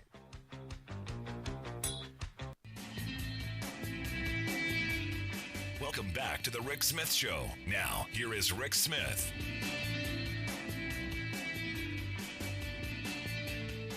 So I'm watching these videos with my son on Instagram or one of those things, and we're sitting there watching these videos, and there's one of them of Alex Rodriguez, the baseball player, and he's talking to a rich guy, and they're having money talk. And there's a bunch of the videos on here about how you're going to be rich, how to be rich, and how to be a millionaire, and all of this stuff. And the rich guy goes to this Alex Rodriguez, going, where do you invest your money? How do you invest it? What do you do? And he goes, red states. And he goes, that's right, red states. We go to red states. We invest in red states, but you visit the blue states and you live in the blue states. You invest in the red states, he says. And why is that? Well, no regulation, no nosy government people looking into your business. And then Alex Rodriguez goes into this little mini talk about, what kind of investment that he does. And evidently they buy up houses. He was saying, no more than $100,000 per door. We buy up a bunch of these houses, as many as we can get. We finance it. We charge, $900 to $1,200. And we just forget about it. Every 10 years we roll over the loan, so it's not really our money. We're using the equity from these big hedge funds, these private equity funds. We're using the bank's money to buy up all of these properties, and then we're renting them to people. And then you wonder why rental costs have gone through the freaking roof. because there aren't any starter homes left. Because corporate America, our rich people, they bought them all up. They're buying them all up. And even where I live, trying to find a starter home somewhere in the, the 80 to 120,000, the 200,000 ranges is near impossible. Trying to find somewhere within, 300 times your income is virtually impossible. And depending on where you live around the country, this is different. If you're in California, property values are through the roof, same as in some of our other affiliate areas. But look around in your neighborhoods. Are there affordable houses anymore? No, because they've all been gobbled up, and now people who would have been those first set of buyers, buying their first homes, the starter homes that they're going to maybe put a little sweat equity into, or maybe spend a couple of years and buy up down the road when they have kids and their families grow and all that. That's all been stopped. And what's happened is people are pushed into the rental markets because they can't afford to buy. Even though the interest rates are really low, they can't afford the prices because the prices have gone through the roof. And I'm listening to this, and they're going, we charge all these rents, and it's all this this easy money, because people are paying us and they're buying our houses for us. And I couldn't help but think about really the message that was being sent in that we're going to go to red states and invest money buying up low cost housing so that we can exploit red state working class people, and their government, their state, is going to do nothing to help them. There will be nothing there. And I thought, that's really the perfect scenario of where we are as a country and where the right wing, where red states want to take us as a country, to where the moneyed interests, the wealthy interests, they control everything. And working people, well, don't. I think about, over this last summer, we ended up buying a house for our daughter because, this is the world that there were no rentals available at a reasonable cost. And we got, a decent place before anyone, sucked it up, because there was nothing in the price range we were looking for. But we ended up buying a house so that our daughter could rent it and pay the mortgage, and so that she would have a place to stay and, a place to, to live. And, I look at this and I go, what is a young family going to do? They're saddled with student loan debt, perhaps. The jobs aren't there. The security's not there. And then you look at the housing market, which is insane. Because what's happened, again, the big moneyed interests, the people who aren't paying high taxes, are taking that money that we're giving them because, hey, they're not paying the taxes. They're finding ways to invest it because they're smart. We're told if we give the smart people all the money, they're going to know what to do with it. And they do make more money for themselves. And then have every tax loophole in the world to not pay anything. And we've allowed this to happen for way too long. And this is where another thing that I would love to see the Biden administration come out and do something on. We do need a massive tax increase on the very wealthy in this country. They've had it too good for too long, where the working class has just been getting hammered. When the Tea Party sprung up, I was right there with them. You're right. The working class of this country is taxed enough already. And it's not just the taxes you pay on income. It's all of the fees that you pay for your driver's license. For me, I just spent a bunch of money to take a hazmat test. I spent money to get fingerprinted. I spent money to get a terror risk assessment so that I can keep my CDL. And then I'm going to have to pay for the license. Those aren't taxes. No, those are fees. And what Republicans did masterfully in these Republican states is they passed a bunch of fees. Didn't raise your taxes, just paid fees. Fees that who pays? The working class, you and me. It really was masterful what they've done. They've taken that hope and opportunity. They've destroyed the American dream. But they'll rent it back to us. We can rent it. This is where we're going. And the fact that they're open and saying, yeah, this is what we're doing. And nobody's catching on to it is one of those things that I think is just, for me, it's just angering and frustrating. Anyway, if you missed any of today's program, thericksmithshow.com. That's where you download the podcast, the Rick Smith Show app on the smartphone. Take the program on the go wherever you go. Make sure you follow us on social media at Rick Smith Show on Twitter, Facebook, YouTube, all that stuff. Like, subscribe, share. It is Black History Month, so make sure you check out our Black History Month podcast series. There are 9 episodes out, and all of them fabulous. You're going to want to take a look at that. Quick break, right back. You're listening to The Rick Smith Show. I'm Rick Smith, and this is Labor History in 2. On this day in labor history, the year was 1932. That was the day that working people in the United States said goodbye to one of their great heroes. Florence Kelley was born in 1859. Her father, William D. Kelley, was a U.S. Senator. Senator Kelley was an abolitionist and was concerned about the conditions under which working people toiled. He passed that concern on to his daughter. Florence enjoyed the finest education, studying at Cornell University, the University of Zurich, and the Union College of Law. She became a vocal opponent of child labor and sweatshop conditions. She found camaraderie with like-minded women, including Jane Addams and Ellen Gates Starr at Hull House in Chicago. Kelley soon became an important addition to the work of this famed settlement house. Jane Addams' nephew remembered her as the finest rough-and-tumble fighter for the good life of others that Hull House ever knew. She began to visit local factories around Hull House to document unsafe working conditions and the use of child labor. Based on her careful research, the Illinois legislature passed a law banning children under the age of 14 from working in factories. Florence was named the first ever chief factory inspector in the state of Illinois. From Chicago, she moved on to New York, where she helped to found the National Consumer League.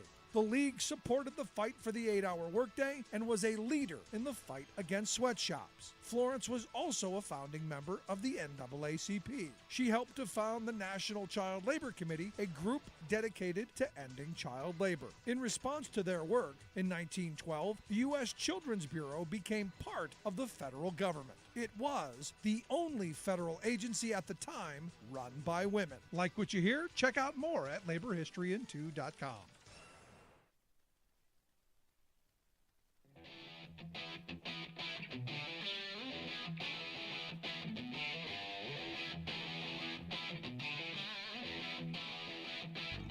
Welcome back to the Rick Smith Show. Now, here is Rick Smith. So you may remember yesterday we had Reed Galen on from the Lincoln Project. And it got a lot of interest on the Twitters that we would say, no, you got to talk to rural America. Democrats have to figure out how to reclaim, some footing in rural areas and how to talk to working people. And I've been saying this for decades. This is not new. There's no epiphany here. There's no grand conspiracy. This has been something I've been saying for years. Democrats, listen, if you haven't heard it yet, listen again. You need to talk to working people. You need to know what it's like to have calluses on your hands. You need to know what it's like to do a day's work instead of pointing fingers. And I'm not saying it's where you're at, it's bad. I'm saying you need to change your ideals and start talking to working class folks. And how we talk to them, jobs, how they're going to support their families, how they're going to take care of their kids, keep a roof over their head, food on the table, and maybe think about how they're going to retire and lead out their years. I say all the time, Democrats have the plans, Democrats have the vision, they just don't have the message and the vehicle to get it there. And I'm hoping that we can begin to change some of that. And here to talk about how maybe we get down this path a little bit, I've asked Mike Williams to come talk with us. Mike is the Senior Fellow for Energy and Environment Policy there at the Center for American Progress. AmericanProgress.org is their website. Mike, thanks for taking time for us. Anytime, Rick. It's a pleasure to be here. So I'm looking at this moment, and we're a very divided country. People are really angry, and everyone's going, "Hey, how do we reunite the country? How do we bring people to somewhere, at least back into the arena? If maybe not on the field, but somewhere in the arena. How do we do that?" And I say jobs. That's how we do it. It's the economy, stupids. Yep, it's pretty simple. It's focusing on investing in America.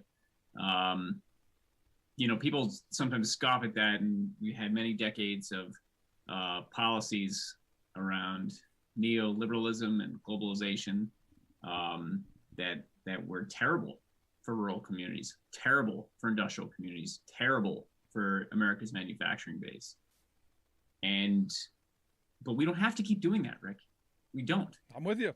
And we're in a really unique moment. And I keep coming back to the Biden legacy, if we would just lean into it a bit more, is what he's doing.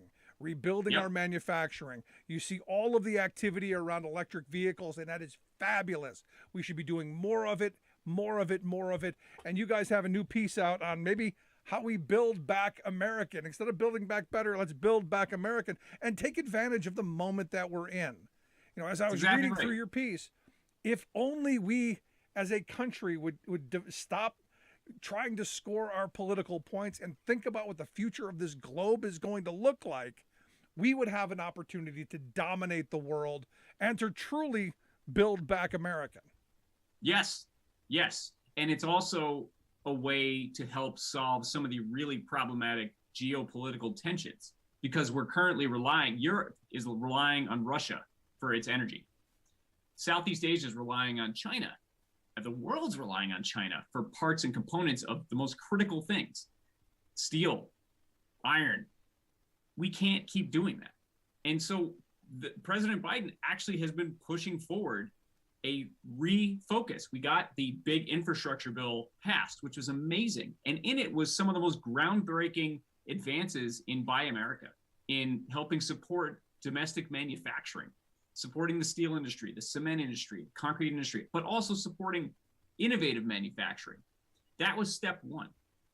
Step two, through Congress, would be through a big, bold investment agenda, perhaps Build Back American, which we put out a paper on that says this, that looks at critical industries and specifically around industries that help us solve the climate crisis, to do a major investment in clean energy technologies, clean vehicle technologies, but focus in on how we can capture not just the deployment of it, but the manufacturing of it. And we can do this. And President Biden has pushed for this. And he's also trying to harness the strength of the federal government that he has by pushing through executive orders to strengthen Buy America, to move funds to rural communities and industrial communities to help make sure the manufacturing base that's still there, they stay stronger by making sure they get cleaned up, they're more competitive.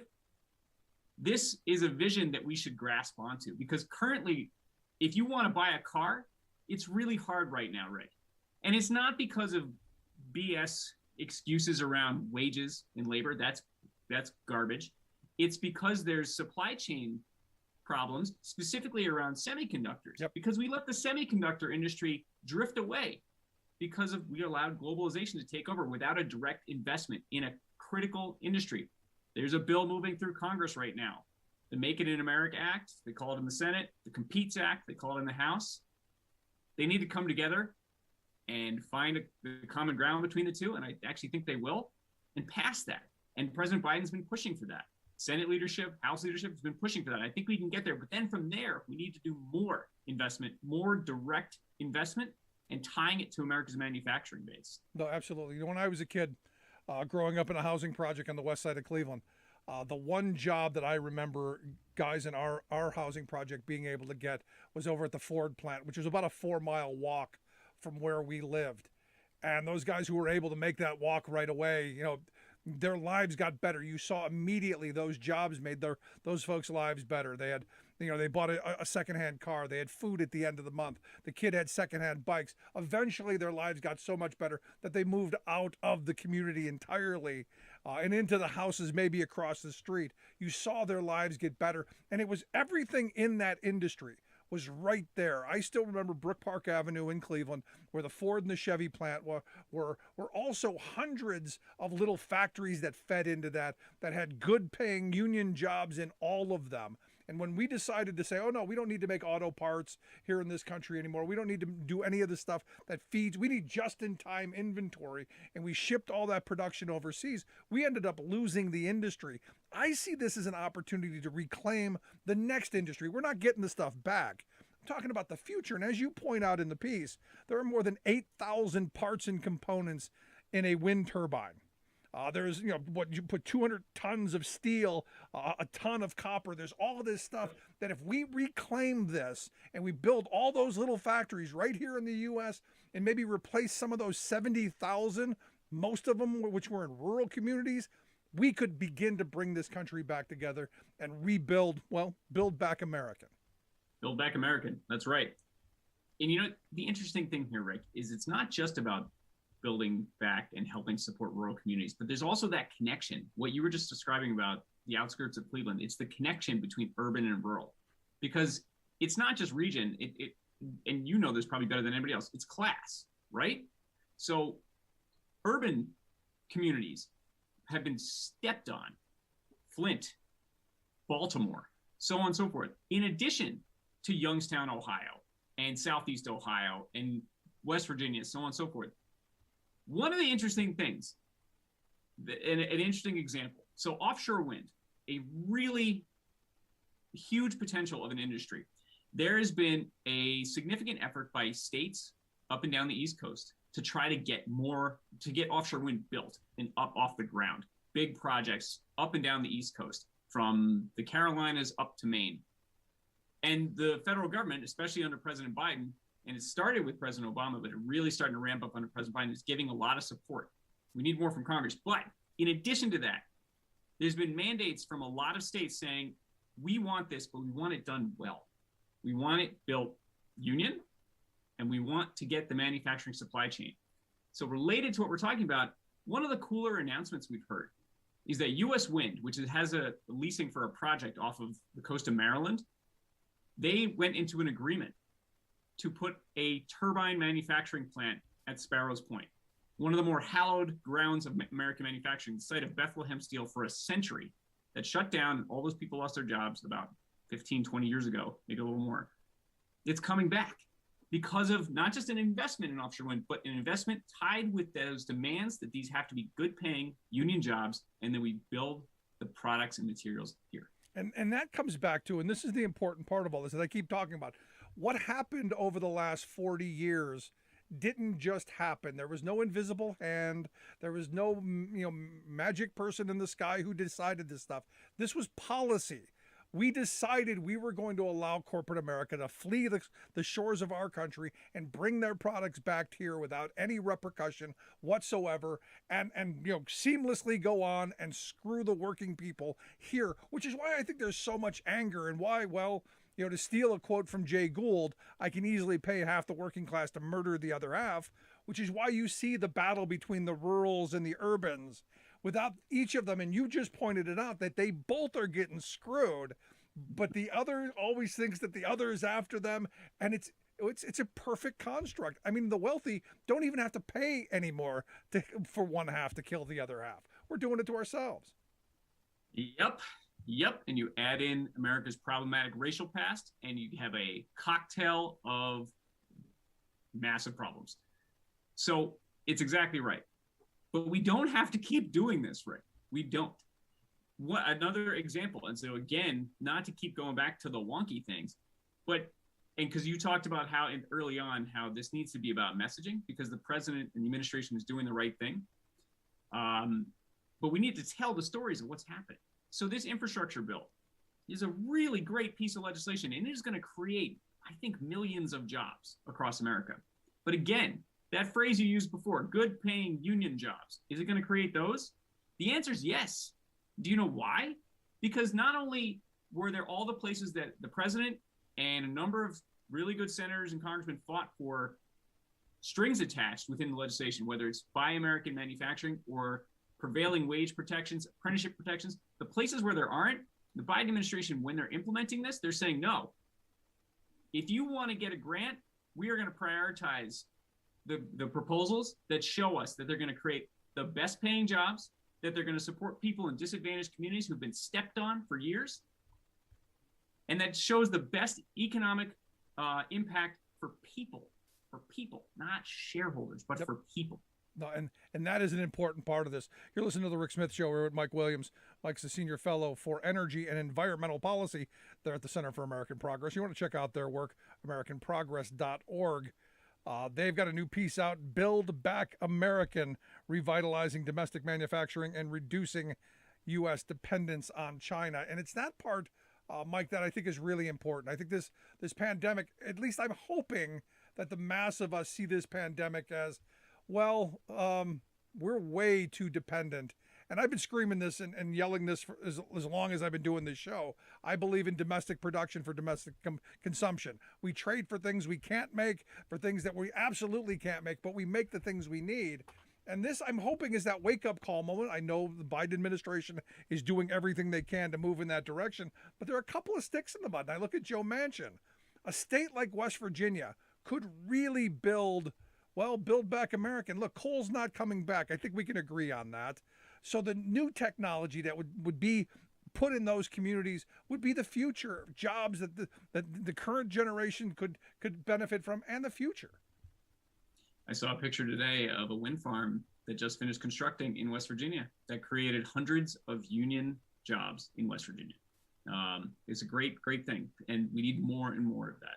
We need West Virginia is very centrally located for manufacturing facilities. They actually had a number of semiconductor manufacturing, and some of it's gone away. They can bring it back. They're centrally located for a supply chain for the new electric vehicle sector.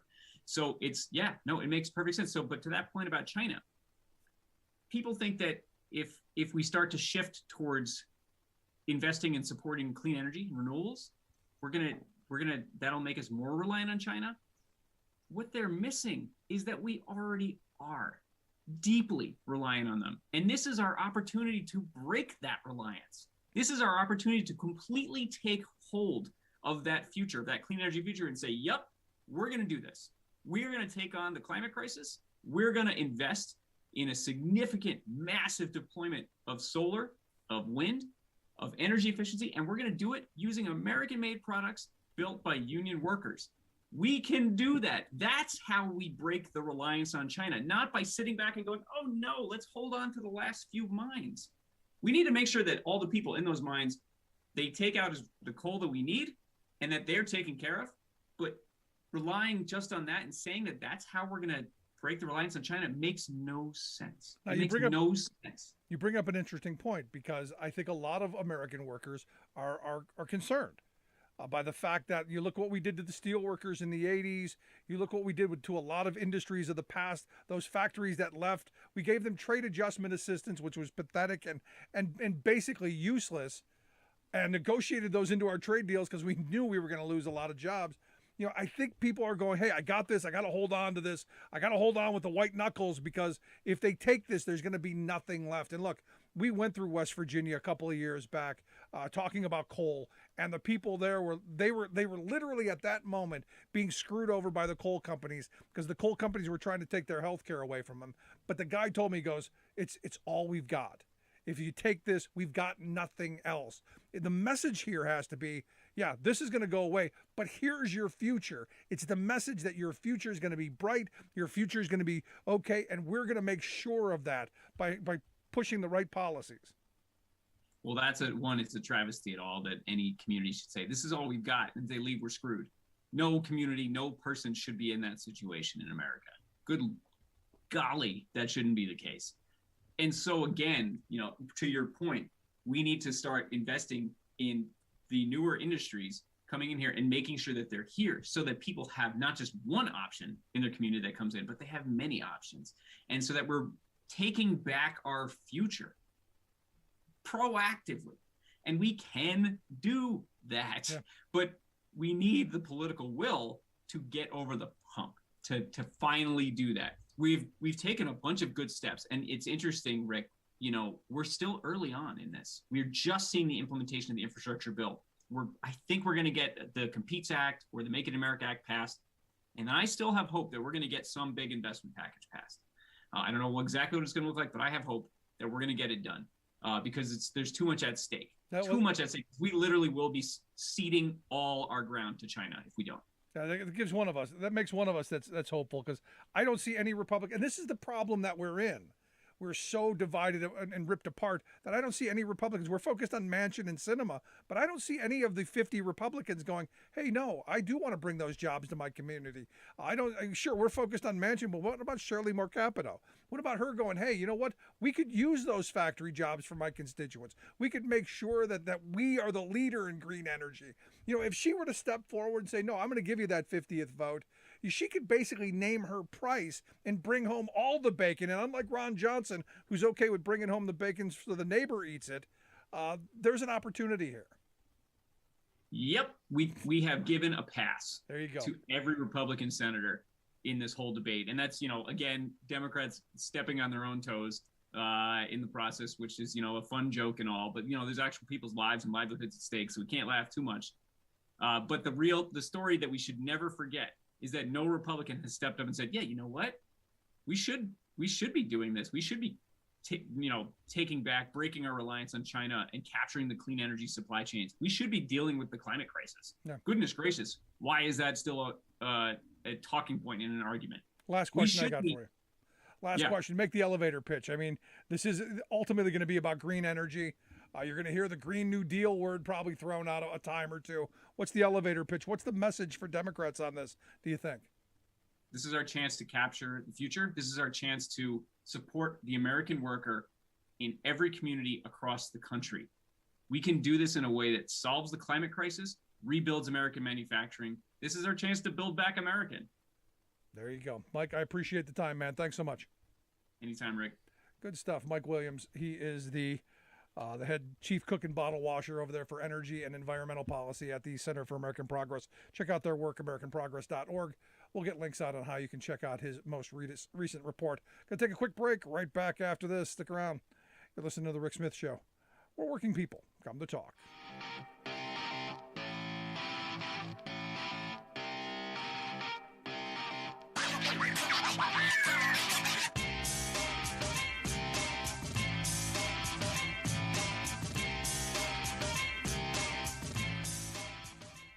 Smith, and this is Labor History in 2.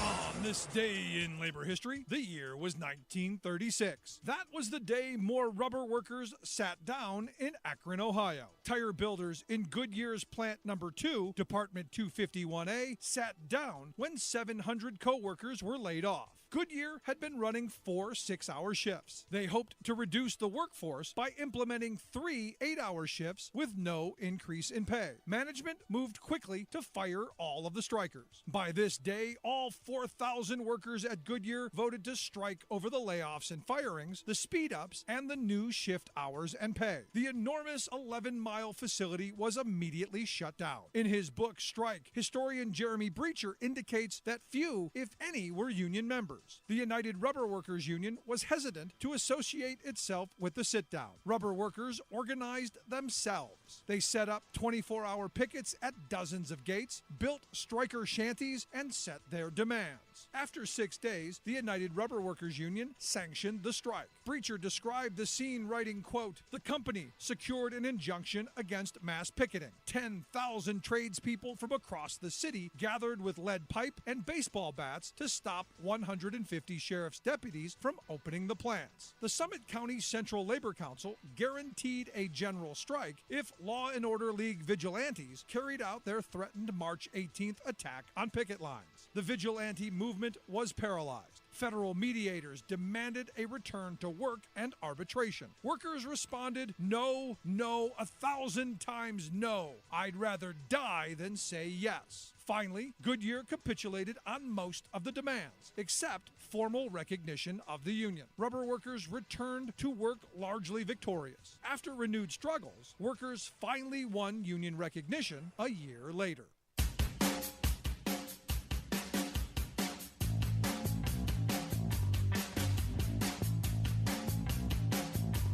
Welcome back to The Rick Smith Show. Check out our website, thericksmithshow.com. If you missed any portion of the program, make sure you grab the podcast, all there for your entertainment and your enjoyment. And look, I want to go back to the main point that Mike was making there. The reality is in this country, and look, I've been just inundated with this, when you're talking about, rural, or you're talking about white people. No, I'm talking about workers. I'm talking about people who, I don't care what the color of their skin is. I don't care what they do. I care about working people and how we're going to make conditions better for everyone. Because here's what I do know. As we slice and dice ourselves, as we're pitted against one another, we're not looking at the people who are causing all of these problems. Our wealth class, the investor class, the shareholder class, those fucking, I know, we're all shareholders. No, we're not all shareholders. We're not the decision makers. Yeah, you may have a stock in a company, but you ain't making the decisions. And that for too long is what's happened in this country. We've allowed the wealthy to make these decisions, and then we end up being harmed by them and blaming everybody else, except for the people who are really responsible. Our policymakers who pursued bad policies and the wealth class who benefited from them. It's time for us to come back and unite. And look, we could move forward on a Green New Deal type, a Manhattan Project type investment in clean energy. And we could dominate the world. We could be the manufacturer of solar panels and wind turbines and geothermal and you name it, and whatever's next. We can do all of those things. We can create the factories of the future that benefit working people. And you know what? If they're all going to be robotic, then we cut hours and we get people jobs. And there's so many opportunities if we just, again, pursue the right policies. I don't believe in the invisible hand. I'm sorry.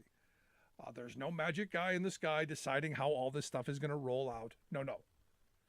There are policymakers who take their marching orders from think tanks who are funded by billionaires, who focus group test stuff, think tank approve it, and push it as policy to make themselves richer. Not you, not me, not rural, not urban, not anywhere in between. Gated communities, those are the people who matter. And at some point, their fear is that the rurals and the urbans, they're going to eventually figure out the gig is up, and they're going to join together in solidarity and demand better. And you're seeing this with the younger generation who doesn't care about race. They don't care about their differences. They don't care about any of that stuff. They care about the fact that they're getting the shaft, that they're saddled with a lifetime of student loan debt, that they're struggling to make ends meet, that they're not going to have the opportunities that their parents had, that they're not going to be able to do the things that we thought was our birthright. And good on them. Good on them for saying enough already. And maybe, hopefully, we get past this. Because once we're able to get past our divisions, once we're able to stop being divided and pitted against each other, maybe then we can move forward in a much more democratic fashion. A much better way of life for you, me, our children, for all of us. So when you say, you're just talking about white people. No, I'm talking about all working people. Because all working people should have dignity. All working people should have respect. All working people should be able to lead a life of some comfort. As the old phrase says, bread, yes, but roses too. If you missed any of today's program, download the podcast at thericksmithshow.com. Share it with your friends. Take it on the go wherever you go. And if you got any questions, comments, I'd love to hear it. Email me, rick@thericksmithshow.com. Thanks so much for being here. We'll see you back here next time. You've been listening to The Rick Smith Show. Email Rick at rick@thericksmithshow.com. Until next time, this has been The Rick Smith Show, where working people come to talk.